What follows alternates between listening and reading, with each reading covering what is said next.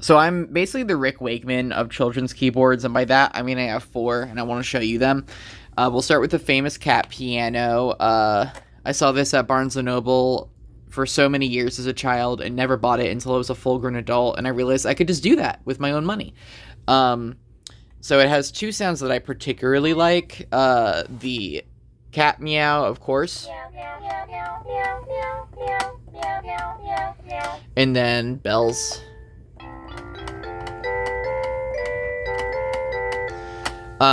It's a little polyphonic. You can play two notes at a time, but you can't play three, which makes it perfect for the Rugrats opening theme. And then we have this Five Below keyboard. This one's purely monophonic. It reminds me a lot of the Game Boy sound chip, especially like this setting.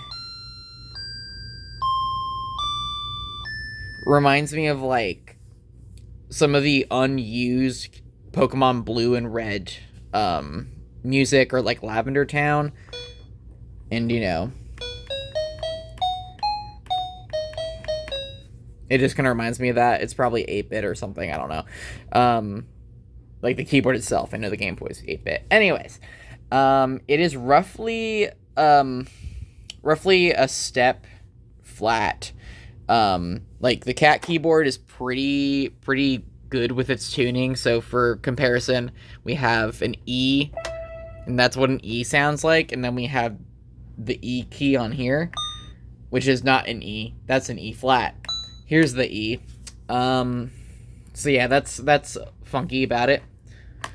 And then we have this Fisher-Price Panda piano that I found maybe 2 weeks ago or something like that. It only has one keyboard sound, which is a piano. It has 4 animal sounds, which is the biggest selling point in my opinion.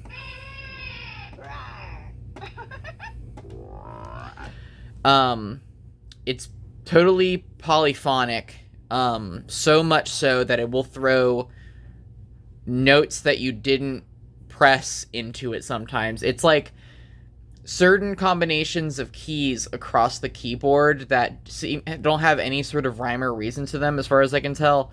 A good example is if you play C and E, and then add the C as an octave, you get this fucking tritone thrown in. And then if you play, the C major triad and then throw the C on top, you get this fucking minor third on top for no fucking apparent reason. So that's fun. And then it's also like, I don't even know if it's like a half step flat, but it's definitely noticeable. Once again, for comparison, like here's a C, and then here's a C. It's just a little flat, which makes it easily the least compatible to play with compared to all the others, unless you want to go for a microtonal sound, which is honestly probably one of the appeals of collecting these shitty keyboards. Then we have the first one I got. I don't know why I took the top and the front off, but it's naked. You're welcome. And it's just a mechanical piano.